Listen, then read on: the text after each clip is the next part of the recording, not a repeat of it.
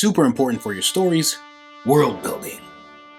I've had several videos on this channel about world building, teaching you guys how to do it as best as I know how.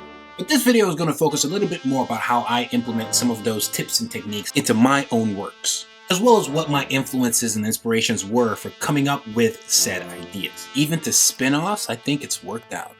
When developing my world building for Apple Black, My Manga, I draw influence from worlds with great world building like One Piece, Fairy Tail, Naruto, Bleach, and even our wacky world today. In this video, I'm going to be breaking down my world building and character ranks, as well as all the little things and details that make my world feel a little bit more alive.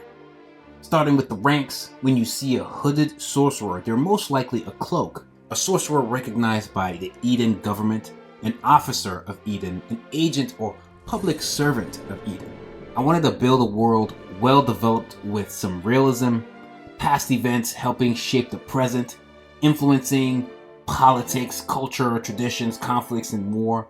What do people fear? What do they aspire to? What's normal in this world? The marriage customs, education, social classes, and then some. Does everyone use rings to symbolize marital bonds, or are there other means? I bring that up a little bit because there is a marriage arc at some point in the series. But if you're enjoying this video and you're looking forward to the world building, explanation, and breakdown, don't forget to like this video and Holy Ghost smash the subscribe button and hit the bell so you stay notified each time I upload absolutely anything. Let's get it.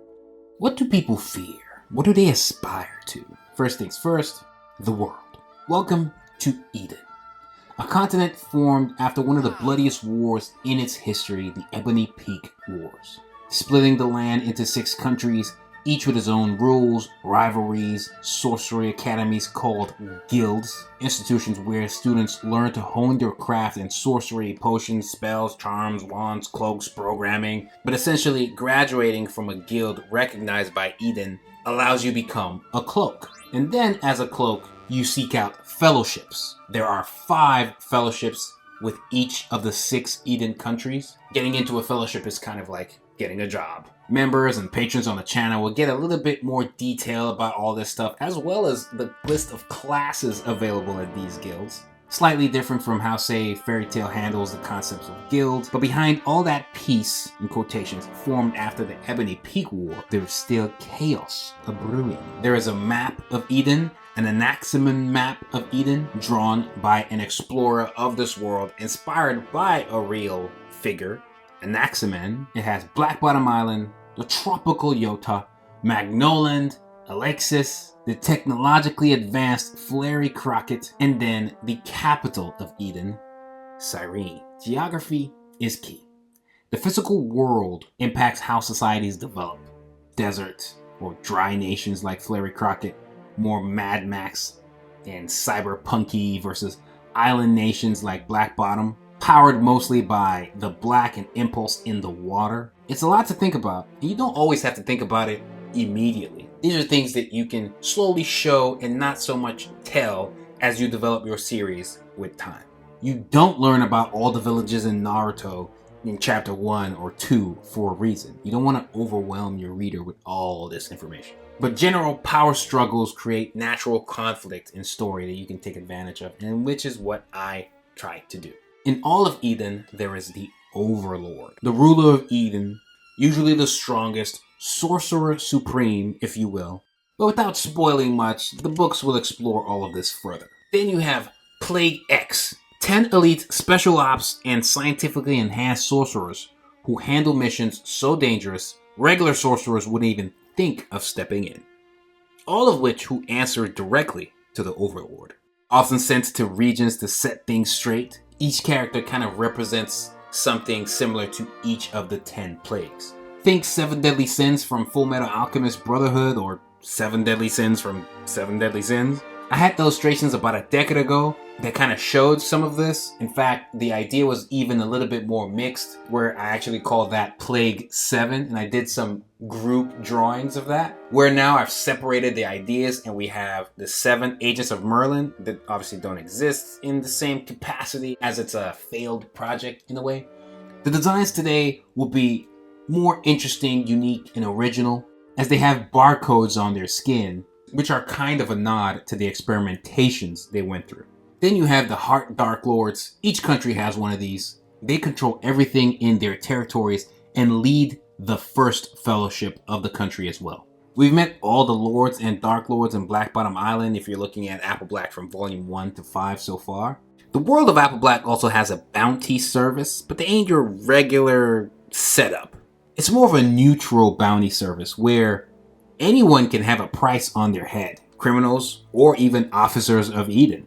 The currency of this world, carats, a nod to like a 24 karat gold but spelt differently. If the carats are high enough, you will be a target. As we see in the story, even Sano already has a target on his back.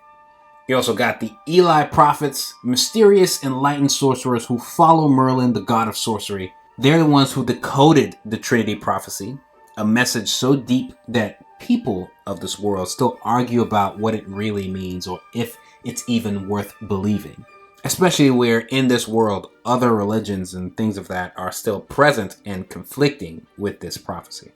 But with all of that said, one thing is clear, the night is nigh.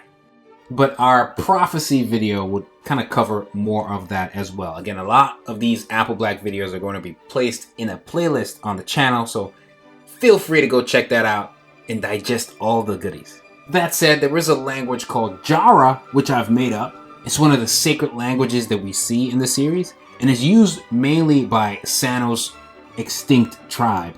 I do creatively use this information to reveal some mind-bending moments, especially in Volume 4. But all of these are things that add to the realness of this world. But drawing inspiration from the real world helps make my world feel a little bit more authentic and real. So now you know the world. I have several videos on the channel that go into greater detail about how you can take some rules about world building and help construct your own world. But here you have a little quick breakdown of mine. The goal is to show all of this and not necessarily tell. Let the world reveal itself through its story, dialogue, and visuals. The history of your world matters. It helps shape the future in many ways. The geography affects things too, the power system with clear rules, no plot holes. And if you've enjoyed all of that, don't forget to like the video and Holy Ghost smash the subscribe button. Hit the bell so you stay notified each time I upload absolutely anything and turn on all notifications. Links to everything you could possibly need will be in the description. Y'all can let me know what parts of the world building really spoke to you when it comes to Apple Black. Please support the Patreon. That helps a great deal with production for videos as well as production for the comic itself. Check out more videos. It's Whyt Manga, and I'm Audi 9000.